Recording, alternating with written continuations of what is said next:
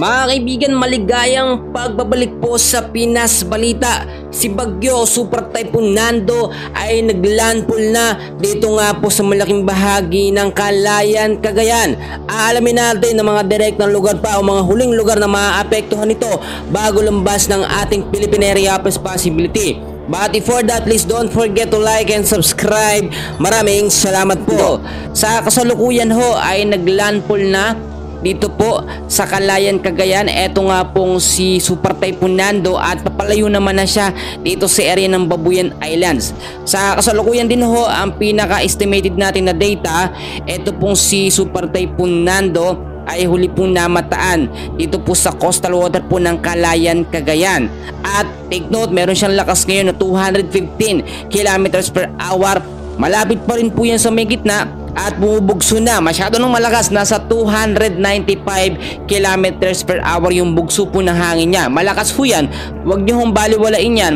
May pagkilos naman po siya pa westward sa bilis po na 25 kilometers per hour. Nananatili pa rin po ngayon ang storm wind signal number 5 sa malaking bahagi ho ng Babuyan Islands at posibleng itaas din sa ibang lugar po dyan sa Cagayan. So eto pong signal number 5 natin, meron pong warning lead time na 12 hours at ngayon po ay unti-unti na itong nararamdaman sa malaking bahagi ho ng Babuyan Island. Meron naman po ito mga kaibigan na lakas o bilis ng hangin na 185 kilometers per hour. Ang wind signal number 4 naman natin, ito po nakataas po ngayon sa southern portion po ng Batanes at nararamdaman at nararanasan na yan ngayong mga oras na ito. Northern portion po ng mainland Cagayan, kasama po ang northern portion po ng Ilocos Norte. Ang signal number 4 natin, meron pong warning lead time na 12 hours. Sa loob ng 12 oras yan mararanasan, no? At meron pong bilis ng hangin 118 to 184 kilometers per hour po yan. Ang signal number 3 naman po natin ay nakataas po ngayon sa ilang bahagi pa rin ng Batanes, central portion po ng mainland Cagayan. Kasama po dyan ang northern at central portion po ng Apayao. The rest din ng Ilocos Norte ay apektado ng signal number 3. Meron itong bilis ng hangin na 89 to 117 kilometers per hour at merong warning lead time na tinatawag na 18 hours naman, medyo mas mahaba.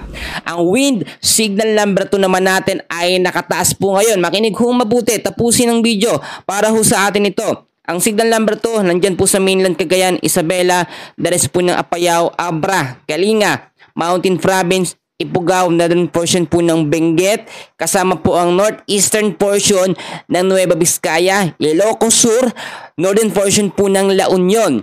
So yung mga lugar na yan, ngayon nakakaranas na tayo ng malawakang pag-uulan, no? Ang signal number 1 naman natin, eto ho, ilang bahagi ng Quirino, signal number 1, the rest po ng Nueva Vizcaya, the rest ng Benguet, the rest po ng La Union, Pangasinan, Aurora, Nueva Ecija, Bulacan, Tarlac, Pampanga, Zambales, kasama po ang northern portion po ng Quezon. Muli kong ipapaalala sa inyo na ang signal number 1 natin hanggang signal number 5 ay nakakaapekto sa malaking bahagi ng Luzon. Apektado rin ngayon ilang bahagi ng Visayas at Mindanao sa trap or extension ng hangin nito nga pong si Super Bagyo or Super Typhoon Nando. So ngayon, ito napaka-importante nito. Kung maaari, isulat po ninyo para naman malaman natin yung mga susunod na dadaanan po nito nga pong si Super Typhoon Nando. Ito ho, mamayang alas 2 ho ng madaling araw, September 23, araw ng Martes, 265 kilometers na po siya west of northwest of Calayan, Cagayan. At pagdating naman po ng alas 2 ng hapon, bukas po yan, 530 kilometers west of Basco, Batanes naman siya at nasa labas na ng ating Philippine Area of Responsibility. Within the next 36 hours simula ngayon, alas 2 ng madaling araw po ng Miyerkules, 745 kilometers west of Itbayat, Batanes at nasa labas pa rin o nasa labas na ng ating Philippine Area of Responsibility. Kahit nasa labas ng PAR, eto pong si Super Typhoon Nando, patuloy na nakakaapekto ang extension or trap ng kanyang hangin sa malaking bahagi ho ng Luzon, especially dyan sa Babuyan Island, mainland Cagayan, sa ilang bahagi ho ng Batanes. Dahil po sa patuloy at walang tigil na pag-ulan ay nakataas tayo sa heavy rainfall warning ngayon dahil kay Bagyong Nando. Meron pong 200 mm sa dami ng pag-ulan ngayong hapon hanggang bukas ng hapon po. Diyan ho sa Ilocos Norte, Ilocos Sur, La Union at sa may Benguet. Ito naman 100 to 200 mm sa dami ng pag-uulan ngayong hapon din hanggang bukas ng hapon sa Batanes, Cagayan, Apayao at sa may Abra. 50 ho to 100 mm sa dami naman ng pag-uulan sa Pangasinan at sa may Zambales.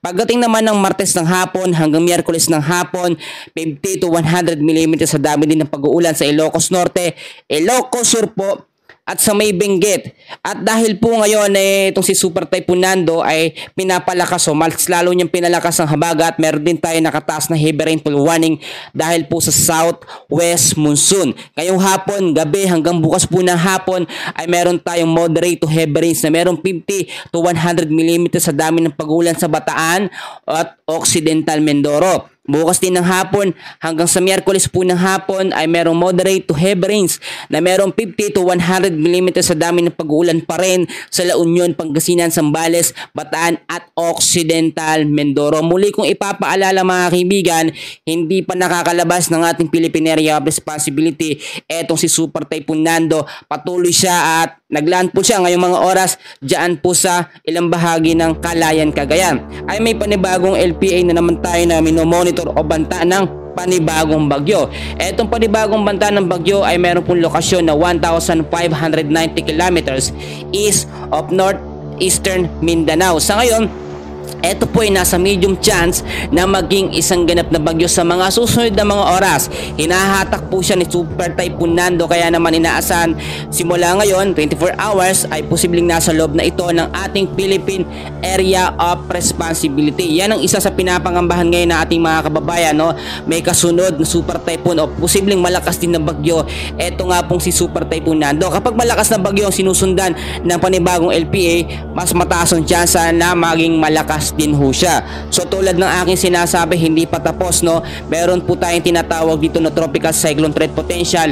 Etong si Super Typhoon Nando lalabas, may panibagong papasok sa week 1 natin, nagsimula yung September 22 ngayong araw hanggang sa September 28. Sa week 2, September 29 hanggang October 5, may dalawang sama ng panahon o dalawang low pressure area tayo na muling namo-monitor, no?